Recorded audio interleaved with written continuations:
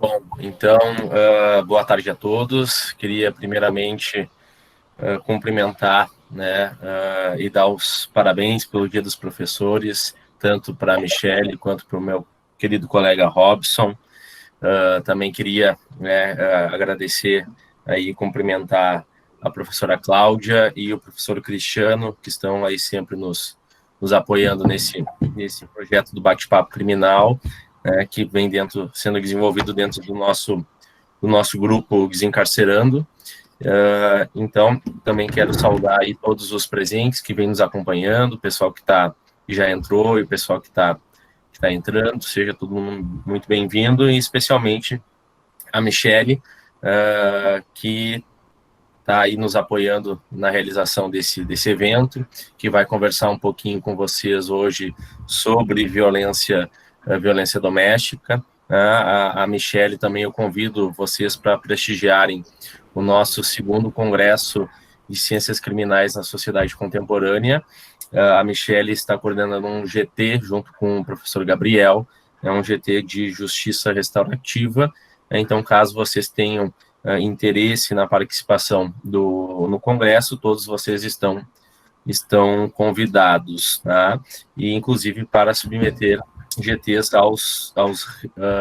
resumos aos GTs, desculpem. E no mais, eu não sei se o Robson quer fazer algum comentário antes da gente iniciar.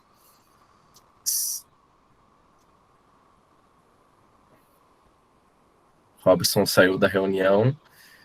Então... Bruno, eu só acabei ficando sem aqui a imagem, mas eu quero só registrar aqui também meu agradecimento. Primeiro, também parabenizar a todos os professores que estão conosco nessa trajetória, nessa caminhada, especialmente aqui a professora Michele, e também a todos os nossos alunos, né, que estão sempre conosco, prestigiando o nosso projeto, né, que é um projeto que já tem aí algum tempo, e como eu tenho salientado sempre, ele tem sido possível graças a esse engajamento de todos os nossos alunos.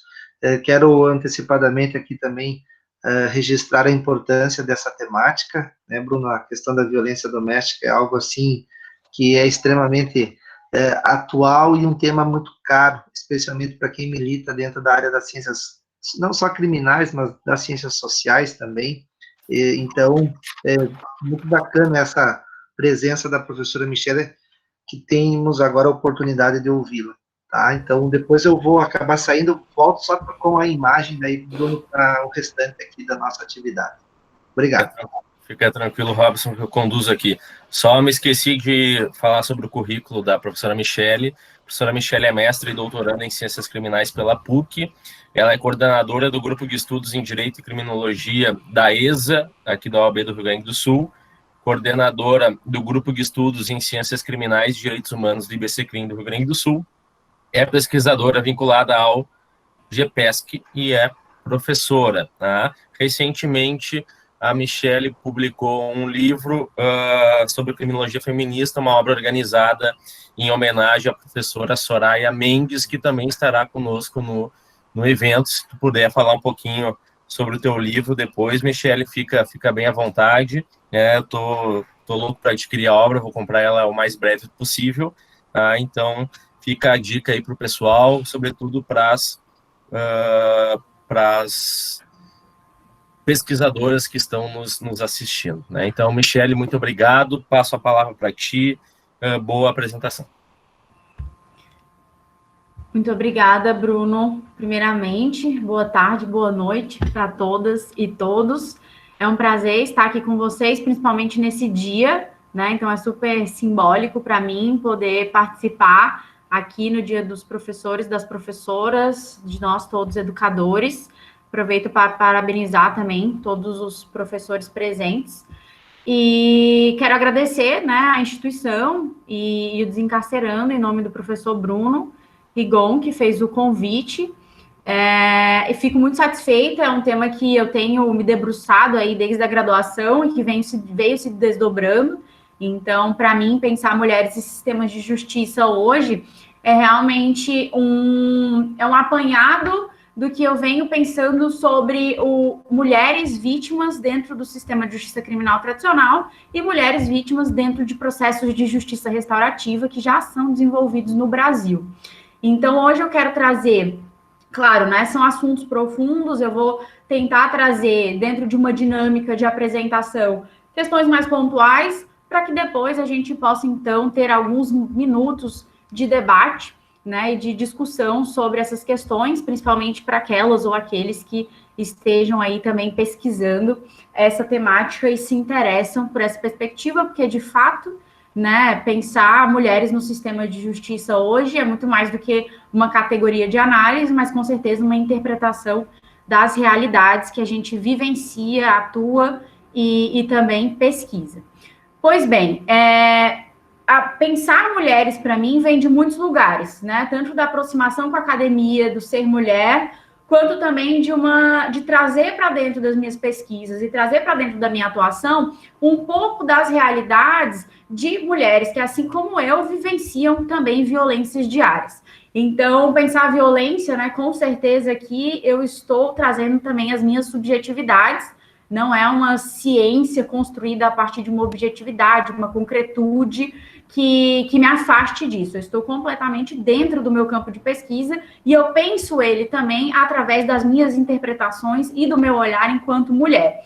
Porque também acho que a gente tem que levar muito em conta que interpretar é muito importante, mas transformar também é muito importante. Claro que transformar o mundo, as instituições, os sistemas estão sempre muito atrelados, né, a essa interpretação, mas essa interpretação, ela também vem muito também de como o pesquisador se coloca, o quanto também a gente coloca de nós no que a gente aí está produzindo.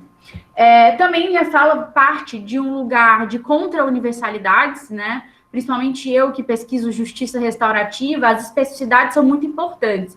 Então, aqui eu não falo de mulher, eu falo de mulheres, né, somos muitas, somos plurais, e as nossas especificidades, elas nos diferenciam, né, e muitas vezes produzem desigualdade, não só entre nós, mas também como em relação a outros sujeitos, né, sociais. Então, eu acho que pensar especificidades, sempre que a gente estiver pensando no sistema de justiça, é uma tarefa, né, que eu já deixo, para durante toda a minha fala, vocês façam esse exercício de pensar que eu não estou tratando de uma mulher, uma forma de ser vítima, uma forma de ser mulher no mundo, mas pensando mesmo essas contra-universalidades para que a gente também consiga chegar em algum momento a pensar um sistema de justiça que consiga abarcar as nossas especificidades de gênero, não só de gênero, mas de raça, de classe, né, também numa perspectiva interseccional de sobreposição das nossas opressões para que a gente consiga construir, de fato, práticas, né, que apresentem menos riscos para as mulheres e sejam mais efetivas. E, bom, pensar gênero dentro do sistema de justiça é uma dinâmica, né, que vem muito a partir da criminologia crítica.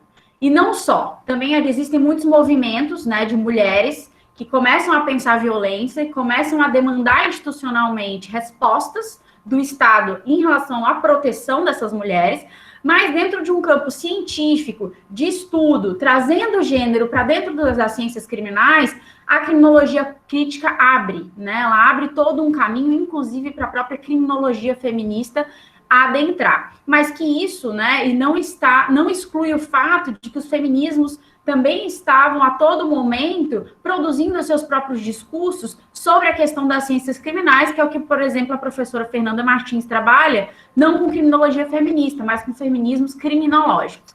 Mas a categoria de gênero, de fato, ela é uma ferramenta de análise, ou, se a gente for trazer para o campo, né, de pensar as violências, uma categoria teórica, que vai nos permitir entender essa divisão, né, da experiência social que tende a dar aos homens uma determinada posição, um determinado tratamento, e as mulheres também. Então, dar aos gêneros, mulheres e homens, concepções diferentes deles próprios, de nós próprios, e também das nossas atividades, das nossas crenças, do mundo que nos cerca. Isso não seria diferente no próprio sistema de justiça. Então, não tem como hoje a gente pensar o sistema de justiça deslocado do que a gente tem de concepção, de construção de sociedade, de construção de Estado. Então, não tem como a gente pensar também em violência, principalmente violência de gênero, sem considerar, por exemplo, o androcentrismo, que é práticas, né, sendo construídas a partir de uma visão hegemonicamente masculina, que é o que, por exemplo, a professora Soraya Mendes, quando escreve Criminologia Feminista, vai denunciar, que as práticas de justiçamento também são práticas que são construídas por homens, de homens para homens, mas sobre mulheres, né? Então, construir também a partir do gênero é importante para que a gente consiga produzir sistemas de justiça, teorias e práticas a partir da realidade das mulheres. E claro que aqui eu estou trazendo uma categoria de análise específica, mas a gente também tem que pensar em outras categorias, como raça, classe, enfim, a própria sexualidade, que é isso que vem nos demandando ao pensar também as especificidades de justiça. Um outro ponto que a gente também não pode deixar de pensar nessas violências é o próprio patriarcado, né? Que, no geral, esse patriarcado ele pode ser entendido também como a manifestação da institucionalização do domínio masculino sobre as mulheres, sobre as crianças, sobre a família, né? Em um domínio que vai se estender na sociedade no geral e vai também interferir nas nossas representações nos espaços públicos. E isso a gente vai conseguir também verificar o porquê depois o sistema de justiça que a gente tem, ele funciona de determinadas formas para as mulheres. Porque dentro das instituições, como o sistema de justiça criminal e qualquer outra forma de sistema de justiça, que é algo que a gente tem que atentar até para construir, essa institucionalização da dominação masculina, ela vai se colocar presente. E dentro dessa perspectiva do próprio sistema de justiça, reproduzir violências, quando as mulheres adentram ou entendem como aliados o próprio poder punitivo, a gente vai conseguir verificar lá para frente quais os resultados que nós temos hoje. Mas antes de, né, uma contextualização, antes da gente chegar mesmo nesses resultados, é pensar que esse sistema de justiça que nós temos hoje, ele também está muito atrelado a esse desenvolvimento do patriarcado que mas que se desenvolve, para nós é muito importante ao pensar a violência doméstica, lá no âmbito da família, né? A família como uma instituição que sustenta o patriarcado, que depois o Estado também vai sustentar a ideia de famílias possíveis, e dentro dessa família também se articulam opressões. Opressões de gênero, de classe, de raça, de sexualidade e de etnia. Então, a família, ela é um local político, porque ela também é um local de reprodução de normas e verdades que são produzidas dentro de um contexto social onde essa família está inserida. E ainda, essa família é um meio de exercício de poder, porque ela vai envolver questões relacionais de decisão e de cuidados que podem ser compartilhadas ou não, e que geralmente está muito voltada também para uma forma de perpetuação do lugar da mulher e das nossas opressões em relação à reprodução social, né? E esse local da família, ele desenvolve não só essas outras categorias e conceitos, né, que a gente vai pensar, que eu trouxe aqui, mas, enquanto um local de exercício de poder e de dominação masculina, ele é também, e muito essencialmente, um lugar de produção de violência. E um lugar de produção de violência que sempre esteve no âmbito privado, porque a família foi contextualizada num espaço privado. E aí se cria dicotomias entre público e privado, como se isso, né, pudesse ser possível, né, de alguma forma, e acaba tirando também a família do local político de intervenção. Então, quando a gente pensa sobre violências contra as mulheres, é essencial a gente compreender o quanto a família contribui para a perpetuação de violências, né? Famílias que são baseadas na produção e reprodução de ideias do próprio patriarcado. Então, essas famílias, elas acabam também sendo constitutivas das identidades dos sujeitos, das nossas escolhas, da forma como a gente vai integrar a comunidade. E claro que não estou eu falando aqui que as mulheres só sofrem violência no espaço privado da família. As mulheres sofrem violência em outros espaços, né? E eu estou trazendo, porque eu me debrucei muito sobre a violência doméstica, porque atualmente no Brasil é o espaço onde se desenvolve justiça restaurativa, mas de fato a violência de gênero, né, ela é muito ampla. ela envolve desde uma violência doméstica, uma violência sexual, até uma violência, né, no espaço público, a própria instituição de outras possibilidades de violência, como território, dívida. Isso é muito amplo. Mas o que eu quero trazer aqui é que existem instituições que perpetuam, sim, essas violências, e no Brasil, quando a gente pensa, né, que a cada 9 horas uma mulher morre vítima de violência, e essa violência se dá primordialmente no espaço doméstico, é importante a gente pensar em instituições como a própria família, né? E também pensar que essa dualidade que se dá entre o público e o privado, ela é uma noção falsa que é construída historicamente para servir a algo. E quando a gente pensa nessa possibilidade, nessa construção de ter levado a violência contra as mulheres nesse âmbito privado para um lugar apolítico, né, uma noção que é restrita em relação à política, é aí que vai se definir muitas das questões onde se isola a política das relações de poder da vida cotidiana, né? Negando o caráter político dessas relações familiares, que hoje no Brasil perpetua a violência contra as mulheres. Então, de fato, né, o que se passa na esfera doméstica foi construído como se compete apenas os indivíduos, as pessoas que residem ali naquele espaço. Só que isso serviu a quê? Serviu para bloquear completamente a proteção e a intervenção estatal e a intervenção pública àquelas pessoas que são mais vulneráveis nas relações de poder. Não que as mulheres não exerçam poder, não que as mulheres não sejam sujeitos, mas que sim acabam se tornando mais vulneráveis em determinadas relações. Então, por isso, né, não foi possível e foi insustentável manter a violência contra as mulheres no espaço privado, apolítico, porque necessitou-se, né, principalmente através dos movimentos sociais, dos movimentos de mulheres, deslocar esse lugar privado para uma esfera política da vida social, para uma esfera pública da vida social, para justamente pensar se é possível construir uma sociedade democrática, não uma sociedade democrática nas bases, né, do liberalismo, mas uma sociedade democrática nas bases de uma possível revolução de movimentos sociais que demandam um outro tipo de sociedade e um outro tipo de relações, de laços de solidariedade. Então, essas esferas, né, que representavam também a vida das mulheres enquanto sujeitos, precisou sair desse espaço privado, desse espaço que não era considerado político, e então tomar, né, a sociedade, tomar também uma voz em busca de demandas. E isso começa a construir um pouco do histórico de lutas e conquistas, quando a gente pensa, né, o direito das mulheres e quando a gente pensa os processos de vitimização. Então, essa disputa que se deu pela entrada das mulheres no espaço público político brasileiro, ela vem se dando através da atuação de movimentos sociais que estão completamente voltados para o reconhecimento de demandas particulares e de efetivação de direitos sociais. Então, o processo de participação de mulheres em movimentos sociais passa também pela compreensão de que somos sujeitas públicas, e que também passa pela criação de movimentos de mulheres, que acaba culminando no que a gente conhece aí como movimento feminista, que nasce primordialmente para organizar a luta das mulheres, e hoje, né, a gente pode ter um monte de leitura sobre o que é esse movimento e como a gente se identifica com ele. Mas, de fato, é um movimento que surgiu para organizar essas lutas.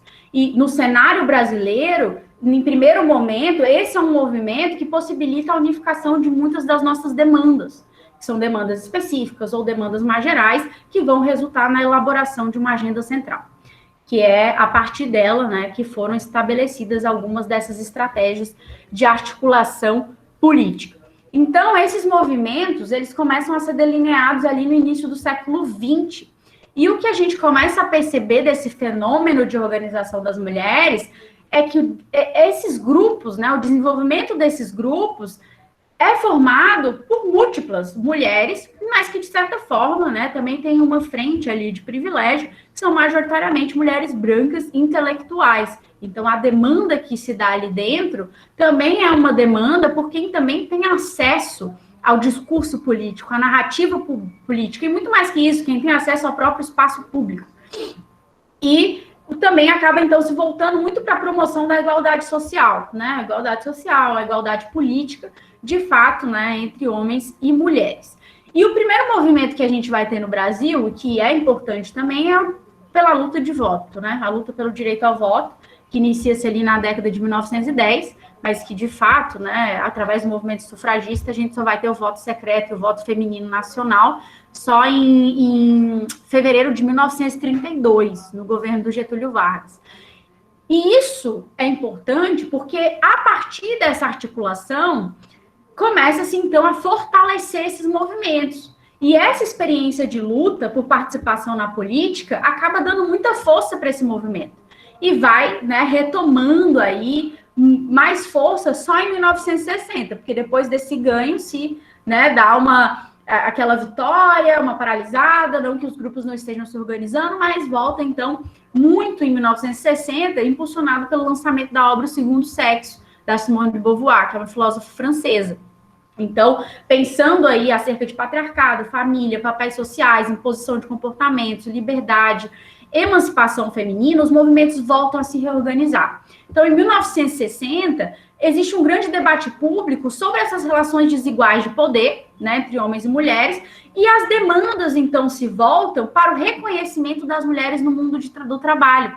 Então, e também nos outros espaços públicos, como educação, e buscando sempre, né, um foco específico, liberdade, autonomia sobre a vida, sobre o corpo e sobre também a produção. E então, a gente vê que até aí o debate sobre a violência ele não é a agenda central. Ele vem se desenvolvendo em outros direitos, né? Só que, claro, o que acontece? Se em 1960 começa a avançar, no Brasil, com o golpe de 1964 e a instalação do governo militar, o que a gente tem é a impossibilidade do desenvolvimento desses movimentos de mulheres, né? Na verdade, possibilidade de desenvolvimento de muitos movimentos. Mas a pauta específica ali não dava para ser tão específica, né? Precisava se avançar justamente por uma possibilidade de resistência frente à instalação de um regime mais autoritário. E esse movimento, né? Ele acaba sendo fortalecido porque muitas mulheres vão para a linha de frente dessas revoluções e dessas possibilidades de luta, mas só volta a atuar mesmo em 1970 e 1980, com essa reabertura política nacional. Então, esses movimentos, eles voltam a tomar voz e se fortalece muito no contexto brasileiro e acaba reunindo muitos setores aí na luta por melhores condições sociais de existência e por toda uma discussão também sobre o que havia sido a ditadura militar. Mas então, o que a gente tem a partir daí é que a militância feminista, ela permanece unida até os anos de 1980. Só que acaba também tendo ali algumas, eu diria, algumas fragmentações, que de fato, né, não é um problema, na verdade até a unidade em específico, ela é importante, mas as fragmentações também trazem especificidades de luta. E esses grupos, eles se dividem em um grupo que está muito mais voltado para a atuação pública das mulheres, né, que vai concentrar sua organização política em questões relativas ao trabalho, ao direito à saúde, à redistribuição de poder entre os sexos, e a gente vai ter uma segunda corrente, que é mais voltada, então, para discussões sobre subjetividade, relações interpessoais, vinculadas ao espaço privado. Independente dessa fragmentação, o que surge daí é outra agenda central, que esses movimentos, mesmo em suas ramificações, vão se voltar para pensar a questão dos conflitos violentos contra as mulheres. Então, a gente pode dizer que essa questão passa a ser discutida politicamente como uma agenda central no Brasil a partir dos anos de 1980. E aí, isso, né, está envolto a um contexto, porque os movimentos estão criticando. Eles estão criticando o descaso com que as mulheres vítimas de violência eram tratadas pelas instituições de segurança e pelo judiciário. E isso acabou impulsionando um grande debate, né? Um grande debate que pressionou o Estado para a criação de mecanismos institucionais, né, mais especializados em administração de conflitos, voltado também para pensar a questão das mulheres, a questão do gênero. E com essa dinâmica, então, vai surgindo aí muitos, né, serviços e uma aproximação com a busca pela solução da violência através da institucionalização de demandas. E, claro, a gente vive num país positivista, legalista, né, no âmbito da produção de legislação, onde a construção do que é realmente que deve ter importância no âmbito criminal é através da tipificação de um crime. Então, muitos movimentos, muitos grupos recorrem ao direito penal também como uma estratégia de reconhecimento. E, claro, que vai se desenvolver muitas teorias de crítica a essa aproximação, mas, ainda assim, muitos movimentos resolvem utilizar o campo do direito penal, como uma estratégia em busca de um reconhecimento acerca da violência. Porque aí começa a se perguntar, bom, se todos os grupos podem reivindicar, né, o seu reconhecimento de intervenção estatal na esfera criminal através da tipificação de crimes, né, da compreensão e reconhecimento de determinadas violências, porque só o movimento feminista não pode fazer. E isso acaba gerando, né, também todo um debate e também, né, fragmentações dentro desses próprios movimentos, porque assim como as criminologias feministas, né, a compreensão desses debates no âmbito das ciências criminais, a gente também não tem só um feminismo, né, nós temos múltiplos feminismos, e eles vão compreender essas relações de violência, as relações de aproximação com as institucionalizações, né, e com o reconhecimento através da intervenção criminal de múltiplas formas. Mas, de fato, quando se dá o avanço dessas perspectivas e dessa aproximação para um reconhecimento, isso vai muito para um campo institucional. E, claro, não estou eu tirando aqui que esses grupos também se articularam, né, em âmbitos políticos, mas não âmbitos necessariamente institucionais. Comunitariamente, as mulheres também se organizaram contra a violência. Mas o que eu quero trazer aqui é que, a partir dessa agenda central da violência, se começa a se desenvolver no Brasil múltiplos serviços e múltiplas organizações. Então, se em 1980 começa a se debater, e isso se torna uma agenda central, justamente em 1980 surgem as primeiras organizações de apoio às mulheres vítimas de violência no Brasil. O SOS Mulher foi a primeira organização, né? Foi fundada no Rio de Janeiro, em 1981, e o objetivo ali era atender mulheres vítimas de violência para propiciar uma mudança na condição de vida dessas mulheres. E a criação do SOS Mulher constituiu um marco no atendimento ao direito às mulheres vítimas de violência no Brasil. E foi algo muito importante, porque a primeira construção que a gente tem nesse sentido é uma construção política encabeçada por grupos feministas. Então, claro que vai ter ali uma articulação também institucional com o próprio Estado, o recurso da intervenção criminal, mas ali tinha um objetivo de politizar essas mulheres, de instituir laços comunitários entre elas, de reconhecimento através da dor, que pudesse construir, então, mulheres mais fortes, né? Mulheres sujeitas, políticas, que já eram, mas fortalecer essas identidades. E essa, então, é a primeira experiência de contato direto com as mulheres vítimas, né, de violência, que é para tornar, então, e trazer esses desafios, né, que é demandar, que é tentar se organizar politicamente, mas, ao mesmo tempo, se buscar uma disputa dentro do direito, que são desafios que nós ainda não superamos, né, que são desafios aí que a gente vem também tentando compreender. E as coisas foram caminhando de uma forma tão complexa, mas tão rápida, que, né, em 1985, a gente já tinha a primeira delegacia especializada para o atendimento de mulheres. Então, a criação da primeira delegacia, né, ela ocorre nos anos 80, em 1985, e é também resultado desse processo de abertura democrática brasileira e da realização de pressão pelo movimento feminista, no sentido justamente de criticar o tratamento dado às mulheres de violência, né? Dado às mulheres que sofreram violência dentro do sistema de justiça. De que forma que esses atores tratavam as mulheres? Existia uma capacitação para tratar as mulheres? Como que as mulheres levavam as suas demandas, né, para dentro do sistema? Então, a primeira pressão, ela vem justamente para trazer um olhar para a necessidade de ter um atendimento especializado. E essa primeira delegacia, que foi criada em São Paulo, ela vai configurar a primeira experiência, né, a experiência pioneira. E mais tarde veio a ser repetida, né, veio a ser reproduzida em outros municípios brasileiros, e que, de fato, né, ela teve uma grande expansão. De 1985 a 1995, muitas delegacias foram criadas para constituir serviços especializados numa alternativa para melhorar o atendimento às mulheres vítimas de violência doméstica, violência sexual, e também por ser uma demanda em relação à quantidade de mulheres que morriam, né, diariamente, vítimas de homicídio, que a gente conhece hoje como feminicídio. Mas se dava ali dentro uma discussão de que precisava desses serviços especializados, precisava da intervenção dessa agência de controle, que é a polícia, porque a maioria dos casos se dava sob o marco da impunidade, né? Como não, o público ainda estava com muita dificuldade de intervir nesse espaço privado, no espaço das relações, considerando que a maioria das mulheres são vítimas de parceiros, ex-parceiros ou familiares, pessoas conhecidas, ainda se tinha uma limitação de adentrar essas relações.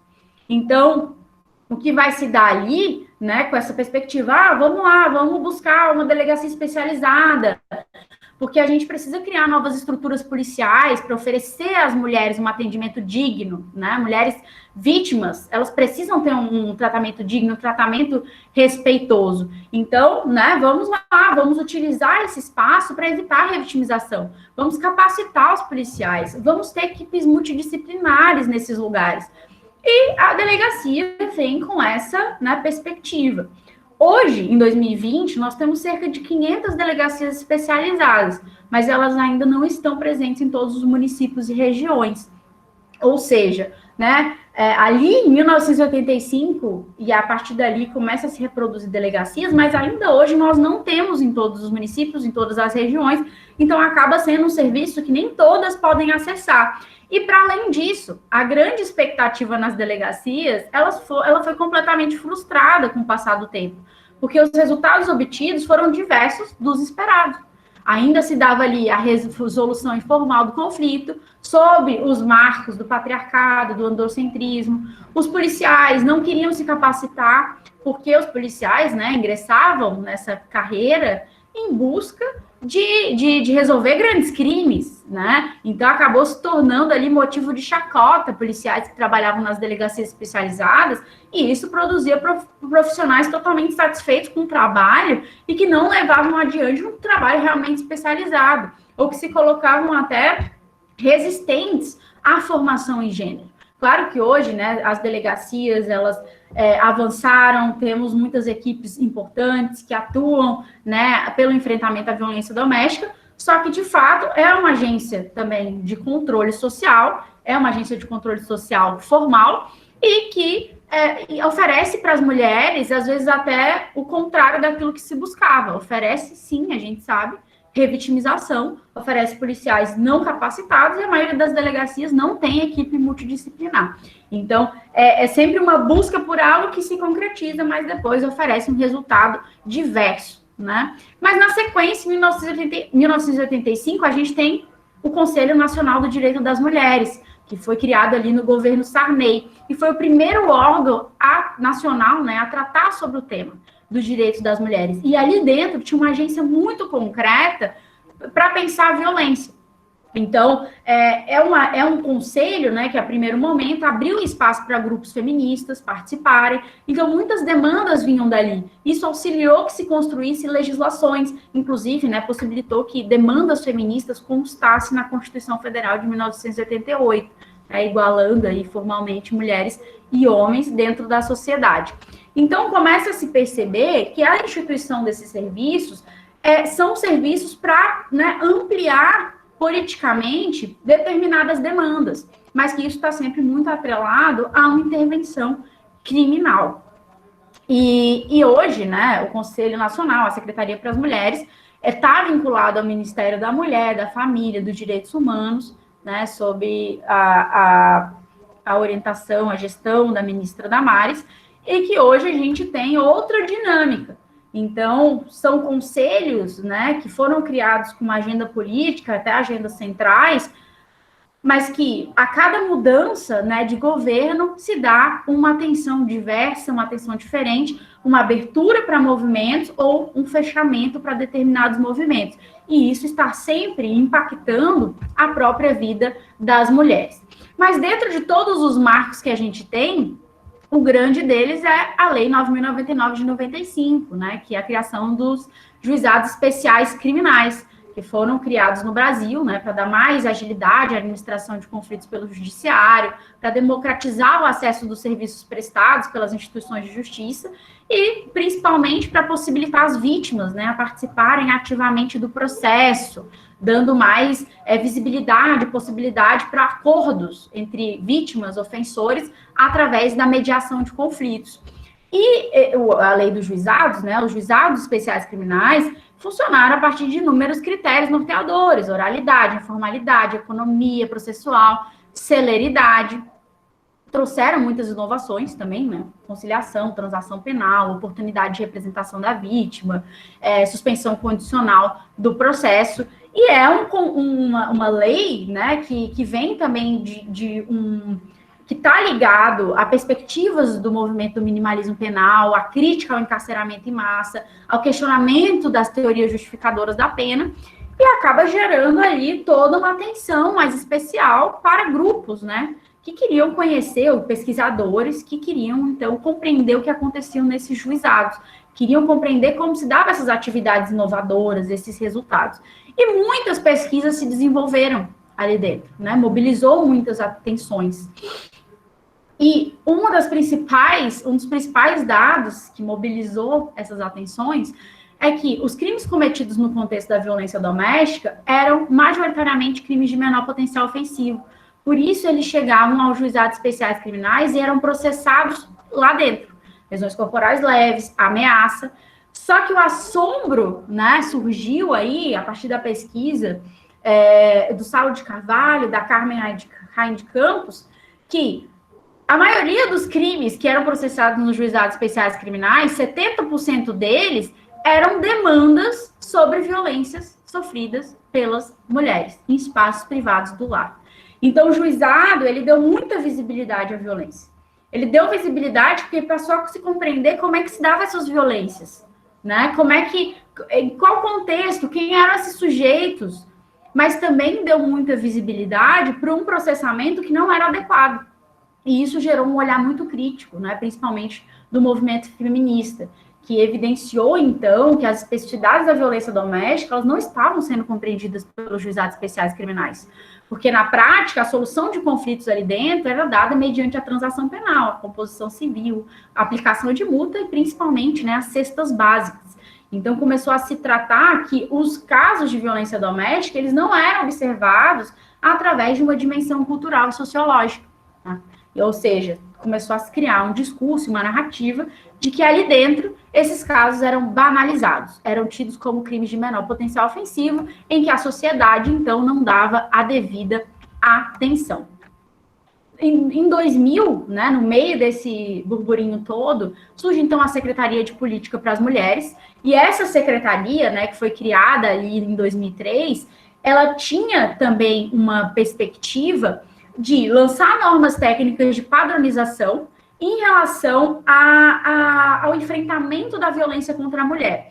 Então, é uma secretaria que dá muita abertura também para a crítica aos juizados especiais. E também toda uma movimentação em termos legislativos.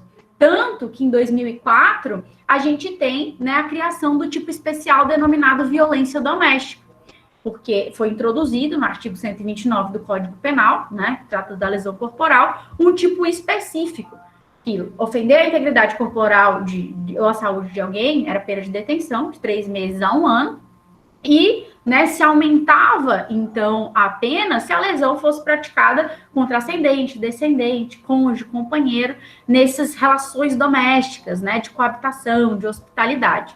Então, já começa a se movimentar uma maior proximidade com uma intervenção mais rigorosa, mais, né, dura em relação à violência doméstica. E aí, logo em 2006, a gente tem a criação da Lei Maria da Penha, porque toda a crítica, né, em relação aos GCRIMs fez com que surgisse uma forte pressão política, deixando claro, né, e posicionando que os juizados eram incapazes de processar e julgar esses conflitos que eram marcados por violência contra as mulheres nesses espaços privados. Então, né, o nome dado aí à lei remonta à história da Maria da Penha Fernandes, que é uma farmacêutica brasileira que sofreu 2 tentativas de homicídio, né? A Maria da Penha, então, ela foi ao Tribunal de Justiça Internacional para buscar, Constitucional Internacional de Direitos Humanos, para buscar uma intervenção, porque o Estado brasileiro, né, depois de 8 anos, ainda não tinha resolvido a questão do crime dela, e com isso, né, em 2001, o Estado brasileiro foi responsabilizado por negligência, por omissão, por tolerância em relação à violência doméstica, e também recebeu muitas recomendações, entre elas a recomendação de construir uma lei específica para as mulheres. E aí que, através, né, de um consórcio envolvendo pesquisadoras, militantes, mulheres, organizações nacionais e internacionais contra a violência, de enfrentamento à violência doméstica, se cria o texto da Lei Maria da Penha, que tinha um foco, né, que trazia questões interdisciplinares, multidisciplinares, questões sociais, e que depois, atualmente, ela se desenvolve num aspecto mais punitivo, porque o outro aspecto não é a tradição do Brasil, né? O Brasil não tem tradição de apostar de uma forma concreta e não só alternativa, mas com uma forma central em políticas públicas sociais de enfrentamento. Geralmente, essas políticas são políticas no âmbito da justiça e são políticas criminais. E a Lei Maria da Penha, ela traz muitas modificações legais, né? Ela define múltiplas formas de violência, o que é violência física, o que é psicológica, o que é violência sexual, o que é violência patrimonial, o que é violência moral, e que tudo isso está dentro da lei. E deixa, né, ali claro que crime de violência contra a mulher não é de menor potencial ofensivo, e por isso não podem mais ser administrados pelos juizados especiais criminais, e com isso também afasta a possibilidade de mediação, de conciliação. E ela vai prevendo múltiplas questões que são muito importantes, né? O próprio juizado, o juizado de violência contra a mulher, que atualmente, né, depois da resolução do CNJ, agora todos os juízes, magistrados e equipes têm que ser formados em gênero. Também traz a questão de que é proibida a aplicação de cesta básica, de outras prestações pecuniárias, como também a substituição de pena, né? Traz uma coisa que é muito, um instituto que é muito importante, que é a das medidas protetivas, só que também traz uma rigorosidade em relação ao debate sobre a violência. E isso também vai traçando muitas perspectivas sobre a violência, né? E a Lei Maria da Penha, ela marca, de fato, uma lógica dual. A mulher vítima, o homem agressor, se aponta o agressor, anuncia publicamente a sua identidade, pode ser o homem, pode ser o pai, pode ser o irmão, pode ser o marido, pode ser companheiro, mas também vai se determinar quem é a vítima. É a mulher, é a mãe, a irmã, a esposa. Só que nesse cenário, né, tem uma tendência a abordar esse problema de uma forma generalizada e também colocar os sujeitos de uma forma como se todas as mulheres fossem a Maria da Penha, que chegam ao judiciário em busca de uma punição. A maioria das mulheres, né, nas pesquisas vitimológicas, demonstram que não buscam a punição dos seus agressores, buscam o cessamento da violência de imediato. Mas essa forma e essa trajetória, né, de trazer, daí finalizando a minha fala em 1 minuto, demonstra, né, uma aproximação muito clara com essa intervenção criminal, através da institucionalização da demanda da violência doméstica, através de participação de múltiplos sujeitos e múltiplas compreensões, mas deixa muito claro que o recurso, né, majoritário, ele também é um recurso ao poder punitivo, apesar de outras práticas em paralelo virem se desenvolvendo. Mas esse recurso ao poder punitivo, um poder, né, um sistema de justiça criminal tradicional, que também reproduz violências contra as mulheres, ele pega em muitos pontos. Ele pega no ponto da universalidade, de tratar todas as vítimas como se fossem as mesmas, né? E também pega no ponto de que muitas vítimas saem dali muito insatisfeitas, né? As pesquisas demonstram que as mulheres sequer entendem o que está acontecendo, não sabem o que significa cada ator do Poder Judiciário. Né, a gente também vai ter ali dentro a incapacidade de resolução efetiva dos casos mais graves, poucas denúncias em relação aos casos mais graves, condenações relativamente benevolentes, pouquíssimo, né? Praticamente menos de 1% de pessoas presas hoje por conta de violência doméstica. Isso nem impacta diretamente, claro, né? A gente considera todos os sujeitos, mas não impacta de fato o sistema carcerário. Porque ainda assim se reproduz muito dentro da própria interpretação dos magistrados essa necessidade de reaproximar os casais, né, reaproximar e tratar a vítima de uma forma muito, ainda com descaso. E ainda a gente vai ter revitimização das mulheres, a falha na erradicação da violência, além, né, da dificuldade de operacionalização de um sistema penal, quando a mulher não se enquadra no estereótipo da vítima ideal. Então, o sistema também reforça a sua seletividade, ele reforça o androcentrismo, ele reforça o patriarcado, mas ele ainda é uma alternativa de disputa, né, principalmente no contexto cultural, jurídico que nós temos. Mas isso, então, vem se desenvolvendo a partir daí, desses múltiplos olhares, outras perspectivas para pensar essa violência. Então, de articular o empoderamento das mulheres no espaço social, políticas públicas, e também, dentro do sistema de justiça, vem se desenvolvendo aí o que né, se conhece como justiça restaurativa, que é uma prática, né, mais dinamizada, que não necessariamente é uma intervenção criminal, mas é uma busca por uma participação mais efetiva das mulheres.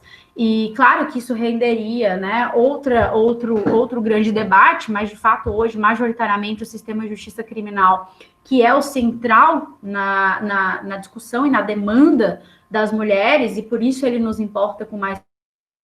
Mas, de fato, isso não se encerra por aí. Outras portas vêm se abrindo para pensar essas dinâmicas da violência, movimentos vêm se organizando, teorias vêm se construindo, para que a gente compreenda que a não articulação com o poder punitivo é sim uma alternativa para as mulheres. E não só é uma alternativa para as mulheres, como talvez seja uma possibilidade de justiça, né? Que é o que a gente brada nas ruas constantemente. Não nos basta direitos legais, a gente busca justiça. E essa justiça ela tem que estar sobre a base do reconhecimento do que é ser vítima, da responsabilização, sim, do ofensor, mas não precisa ser a partir da imposição de uma dor sem sentido, da busca pelo reconhecimento entre nós, das nossas dores e das nossas vivências, da busca também por uma construção de memórias históricas, a partir da luta contra as violências, e da possibilidade também de não só do reconhecimento da violência, mas da reparação. Então, também, de fato, que se vem pensando aí de justiça, justiças que se constroem também e primordialmente através do olhar das vítimas, né? Tão esquecidas aí dentro do processo. E talvez isso daí seja uma grande chave de giro, tanto dentro da dogmática, quanto do processo, quanto do próprio olhar criminológico. Desculpa, eu passei do meu tempo. Mas obrigada, gente. Obrigado, Michele. O tempo é todo teu, tu que manda na fala. Não sei se Robson quer fazer alguma observação. Bruno, eu queria inicialmente parabenizar a professora Michele pelas considerações, né, por todo esse contexto, não só histórico, mas também cultural, criminológico, com que tratou, né, do tema, e me parece que nós temos, e a gente vem observando isso na graduação, prof., que muitos dos nossos alunos se encaminham para buscar entender melhor todo esse fenômeno da violência doméstica. Todo semestre nós verificamos uma série de TCCs, de projetos de pesquisa voltados a entender melhor todo esse sistema, né? Como você bem frisou, muitas das vítimas, quando vão ao judiciário, num primeiro momento não pensam na punição, mas pensam na cessação da violência, e acho que isso, quem sabe, é uma porta para práticas alternativas dessa resolução, né, não só desse conflito, mas também de pôr fim a toda essa situação de exploração, e a justiça restaurativa é algo que me parece possível de ser, quem sabe, pensado, né, ampliado, implementado e ampliado. Mas, ao mesmo tempo, a gente olha hoje para o nosso judiciário e vê um judiciário também um tanto quanto conservador nas suas decisões, né, em relação a esse número que você traz, né, de poucas condenações, muitas vezes, mas nós temos, olhar para o judiciário, a gente percebe também que, especialmente no que tange aos tribunais superiores, né, 85% são homens, né, dos quadros de juízes, e de alguma forma isso também é uma barreira a ser, de alguma forma, superada, com esses espaços, né? Esses espaços de emancipação, esses espaços de representatividade. Então, eu acredito que essas, diríamos assim, avaliações, elas mostram que nós estamos hoje em um outro patamar de reconhecimento desses direitos. Saímos de uma esfera lá nos anos 80, anos 90, que nós tínhamos aquele clichê de que a mulher ela deveria voltar-se ao universo doméstico e ao cuidado da sua família, e hoje a gente percebe que é muito mais, né, do que a época se pensava e ao mesmo tempo se cultuava, né? Então isso que era mais interessante. A questão cultural ela vem muito marcante e ainda hoje a gente percebe a dificuldade em se superar esse tipo de clichê, esse tipo de estigma. Então é apenas nesse sentido parabenizá-la mais uma vez pela sensibilidade com que enfrenta esse tema. Como eu disse, é um tema extremamente caro, e temos a grata satisfação de ver muitos dos nossos alunos buscando entender melhor esse fenômeno. Obrigado, prof. Bruno. Obrigado, Robson. Eu tenho eu tenho um questionamento que eu quero provocar e depois a Camila fez uma pergunta, né, mas antes, de novo, reiterar aí o agradecimento pela excelente explanação, né? Michele, se tu puder falar um pouquinho mais, que talvez alguns alunos não saibam direito o que é justiça restaurativa, por que ela traria um tratamento diferenciado nesse tipo de caso, e em que caso que ela poderia servir, ou talvez em que caso ela não poderia servir, enfim, se tu puder explicar um pouquinho mais sobre a justiça restaurativa na questão da violência doméstica, eu te agradeço. E a Camila está questionando sobre essas delegacias especializadas, né, os critérios para estabelecer elas em regiões e cidades, né, como que são a recepção desses casos, qual a diferença para uma delegacia tradicional para uma delegacia especializada. Obrigada pelas considerações, Robson. Acho que é isso aí. A gente tem pensado, né, historicamente e criticamente, de que forma a gente pode avançar também dentro desses desafios, que é mesmo a sociedade, a cultura, o poder judiciário, e de que forma a gente pode construir novas práticas de justiça, né? Sobre o que o Bruno perguntou, a justiça restaurativa, ela é um meio, né, de solucionar conflitos através da participação dos sujeitos que integram esse conflito. Então, não pressupõe que um terceiro imparcial participe para resolver, né? A ideia é empoderar as pessoas para que elas, né, dentro das suas consciências e capacidades, elas consigam, então,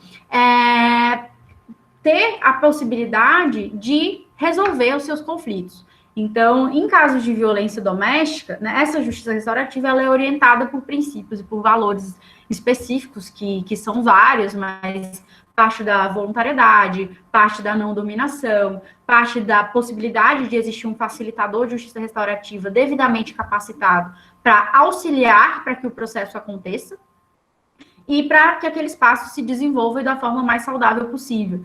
Então, é que as pessoas, a possibilidade do encontro, que as pessoas se encontrem para dialogar sobre o que aconteceu, de que forma que aquilo aconteceu, o porquê que aquilo aconteceu e de que forma reparar aquilo. Reparar, responsabilizar e pensar também numa vida futura, né, após uma situação de violência. Então, é capacitar as pessoas para que elas tenham voz no seu processo. É uma justiça, né, que vem se desenvolvendo aí também desde os anos 70, mas que ela chega no Brasil nos anos 2000, e que ela ingressa, né, no nosso poder judiciário, o que é um grande problema, porque acaba sendo cooptado por uma racionalidade específica, e acaba, de certa forma, ela é sugada por um paradigma punitivo.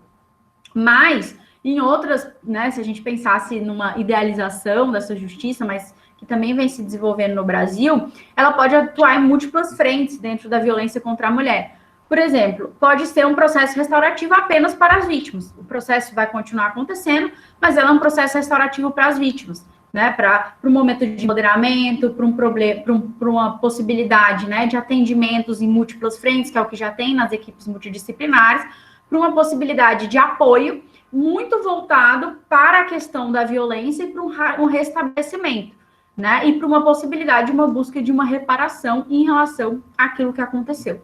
Pode também ser um processo restaurativo apenas para os ofensores, para que eles ali, né, através dos grupos formados de homens ofensores, eles possam construir, então, novas consciências sobre a violência, sobre a necessidade de responsabilização, para que eles possam também ser capacitados em propor uma reparação, né? Para que eles possam também, através do reconhecimento da violência, conseguirem propor uma reparação. E que aí é muito difícil dizer, é isso, é aquilo outro, porque aqui a gente não parte de um remédio para tudo, né? Como se dá, por exemplo, a pena por excelência. Não é uma coisa que vai resolucionar tudo.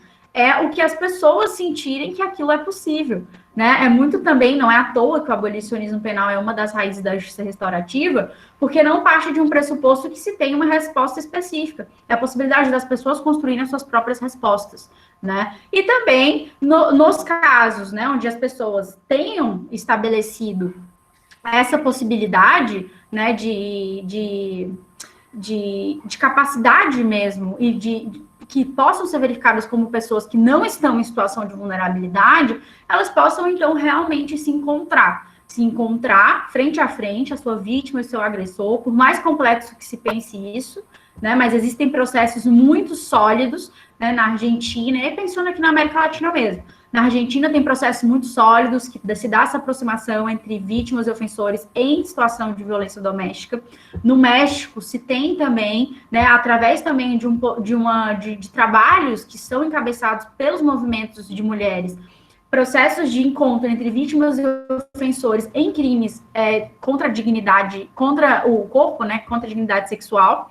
Então, são processos múltiplos de encontro, onde vai se ter, então, né, não é só encontrar e conversar. Existem técnicas específicas, são múltiplas práticas de justiça restaurativa que vão se adentrar ali em determinado caso. O que vai ser melhor? Vai ser melhor uma conferência?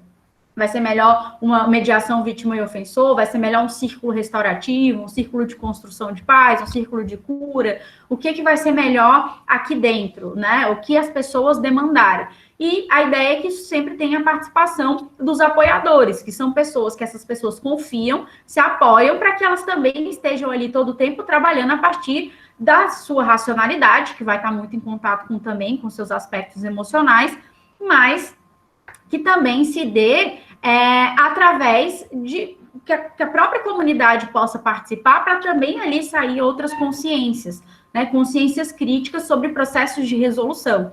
E então a justiça restaurativa ela pode atuar em múltiplas frentes. E a ideia é que desses encontros se saia dali com o reconhecimento, né, da violência, com uma possibilidade de responsabilização que nunca pode passar dos limites legais, né, e que não necessariamente precisa ser uma pena.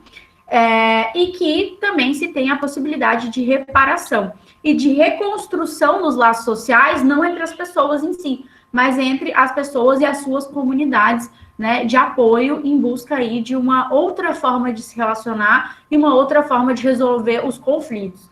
E então é algo que vem se desenvolvendo nesse sentido. Cada lugar tem as suas complexidades. No Brasil, hoje, a gente pensa a justiça restaurativa de um viés muito crítico, né, porque vem se desenvolvendo dentro do Poder Judiciário através de um ideal de ressuscitar a ressocialização.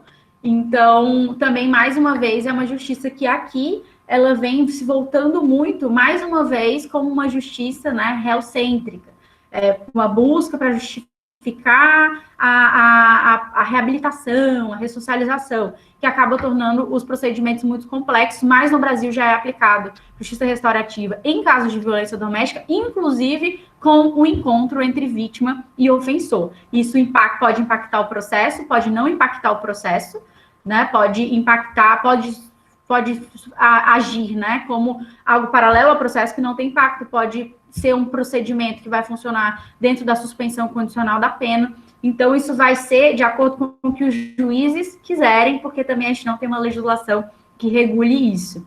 Sobre a pergunta da Camila, quando se pensou as delegacias, né, o ideal era que elas fossem constituídas em, né, a maioria dos municípios, justamente para que, né, considerando que a violência ela é nacional, que ela está em múltiplos espaços, era para ela estar ali em todos, onde pudesse ter construído uma delegacia, era para ter sido feito, o que não aconteceu, né, porque justamente partiu de uma compreensão que o critério básico era que o próprio município, né, o próprio estado, impulsionasse a criação dessas delegacias, que vem, então, com a recepção dos casos, a pessoa, então, vai buscar a autoridade policial, muitas vezes se faz a ligação para a PM, né, e a PM repassa, então, para a delegacia especializada, ou a pessoa vai direto à delegacia. A recepção desse caso se dá, né, através da prestação dos primeiros depoimentos, da comunicação do fato delitivo,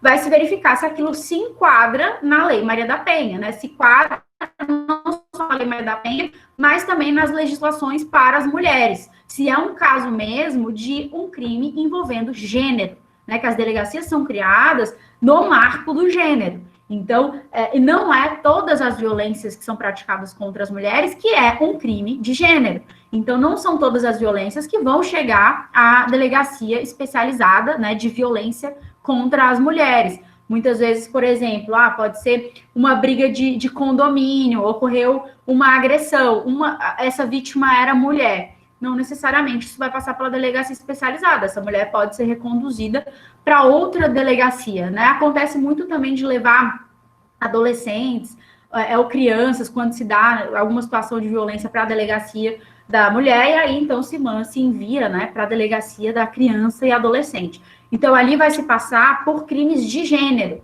né? O acolhimento dos casos vai se dar a partir da comunicação, da compreensão se realmente aquilo é um caso que precisa ter um acolhimento específico. E a grande diferença de atendimento é que vai se funcionar, né, sempre com base na forma como uma delegacia, né, comum deve seguir os procedimentos, o processo, a possibilidade de desenvolvimento dessa intervenção, dessa agência.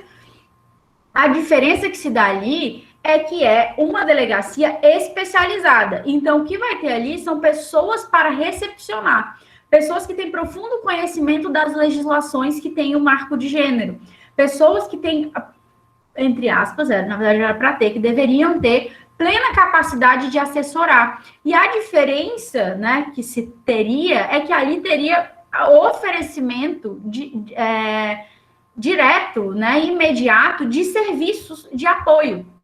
Então, essa delegacia, ela está totalmente conectada, né, também com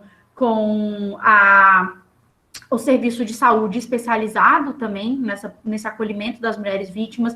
Deveria ter uma psicóloga, deveria ter uma assistente social, todas as pessoas capacitadas para lidar com os crimes de gênero, o que é diferente de delegacias, né, comuns, que vão estar ali a todo momento recebendo todos os tipos de crime. As pessoas são capacitadas para outros tipos de conduções de processo. A delegacia especializada de violências contra as mulheres são pessoas que deveriam ter conhecimento da legislação, deveriam ter capacitação em gênero, deveriam ter serviços a serem prestados de imediato para suprir as necessidades das mulheres. E sempre foram delegacias, pelo menos do início, que estavam totalmente conectadas com os juizados de violência doméstica, com as ONGs, com os centros de referência das mulheres de cada município, né, cada estado, para fazer um serviço multidisciplinar.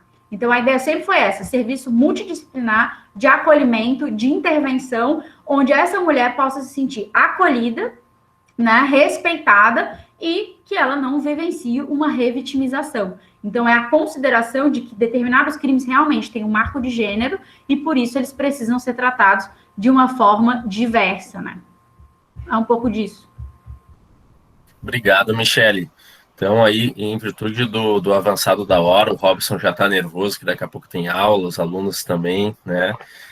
Eu só quero deixar para o fim aí o convite, né? Novamente reiterar o convite para o 2º Congresso de Ciências Criminais. Vocês podem achar o site, o link no site da UCS, a Michele vai participar. Nós temos grandes nomes das ciências criminais, inclusive da área da criminologia feminista. A Soraya Mendes estará conosco, a Carmen Rai, a própria Fernanda Martins, Alice Bianchini, entre outras e entre outros, né?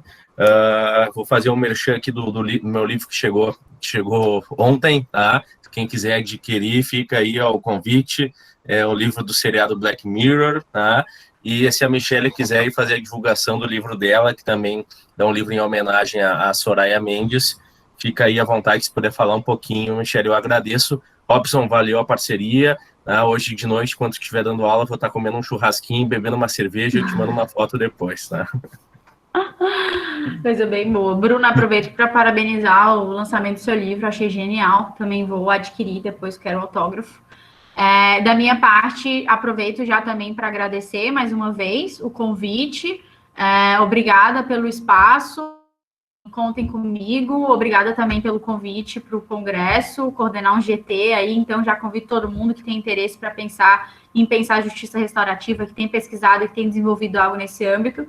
Manda o trabalho para a gente, com certeza teremos bons diálogos. Eu não estou com o livro aqui, está no quarto, mas o livro é esse aqui, Criminologia Feminista no Brasil, Diálogos com Soraya Mendes. Foi publicado pela editora Blimunda, que é uma editora só de mulheres, publica só mulheres, conselho editorial todo de mulheres, que é uma proposta também para esse ano de desenvolvimento de conselho editorial. E ele vem, né, com uma proposta, então, de dialogar criminologia feminista em muitas frentes. Apesar de ser criminologia feminista, a gente trabalha com criminologias feministas, no plural, e que é uma homenagem para a Soraya, aí, que foi minha orientadora na graduação e que eu tive a possibilidade de construir. Também tem muitas autoras aí, muito massa, maravilhosas. Então, quem tiver interesse, tá... Agora, né, não estou com o link aqui, mas achem nas redes ou joguem no Google, vende na Amazon, não, um livro, tem tanto no formato digital quanto no formato físico. Mais uma vez, obrigada. Boa noite. Obrigado, Michelle, boa noite. Obrigado, Michelle, um abraço. Obrigado, Bruno, mais uma vez aí pela parceria de sempre. Valeu, Robson. Vai devagar Valeu, na Robson. colaboração só aí, tá? Tchau, pessoal, boa noite. Boa noite.